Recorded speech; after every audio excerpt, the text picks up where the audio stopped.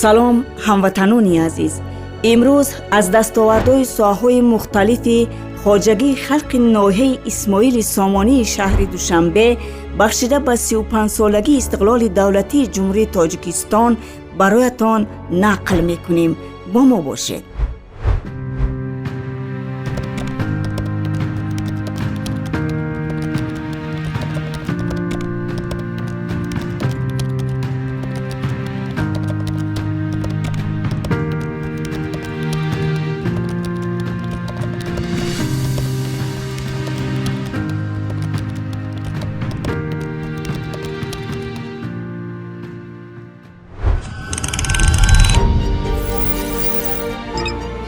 агар ба рушди ноҳияи исмоили сомонӣ ки дар маркази шаҳри Душанбе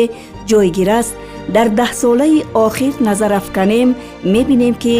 ноҳияи исмоили сомонӣ на танҳо симои меъмории худро тағйир додааст, балки тадриҷан ҳамчун як макони ҷолиби сайёҳӣ низ муаррифӣ мешавад.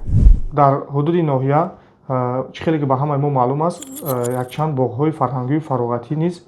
ҷойгир ҳастанд ки онҳо низ диққатҷалбкунандаи сайёҳони дохилию хориҷӣ ба ноҳия мебошад, ки аз ҷумла боғи фарҳангию фароғатӣ ба номи устод Садриддин Айнӣ, боғи устод Абу Абдуллоҳи Рудакӣ, боғи ирами шаҳри Душанбе ва ҳамчунин боғи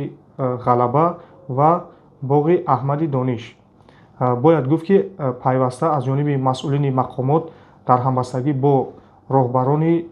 боғҳои фарҳангию фароғатӣ ва инфраструктураҳое ки дар ҳудуди ноҳия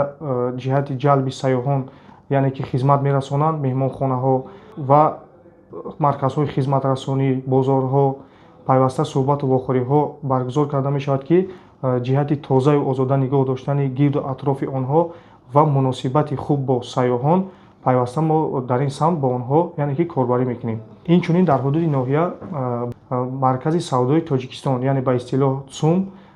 бозори Меҳргон ва ҳамзамон дар майдони Истиқлол, яъне ки марказҳои савдо, дуконҳои фурӯшии маҳсулоти ҳунармандӣ роҳандозӣ гардидааст, ки сайёҳон метавонанд ки аз дуконҳои мазкур маҳсулои дасти ҳунармандони ноҳияро яъне ки харидорӣ намуда, агар аз хориҷ бошанд, мисол ба худ як ёдгорие ки аз ноҳия бибаранд. дар 6 моҳи соли ҷорӣ, яъне ки зиёда аз 420771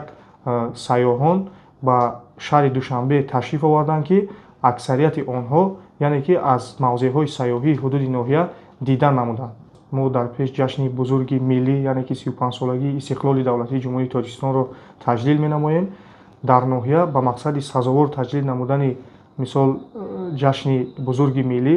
аллакай нақшачорабиниҳои ноҳиявӣ бо қарори раиси ноҳия ба тасвиб расида, шурӯъ аз 6 август аллакай дар тамоми маҳаллаҳову ҷойҳои ҷамъиятии ҳудуди ноҳия чорабиниҳои фарҳангӣ бо намоиш,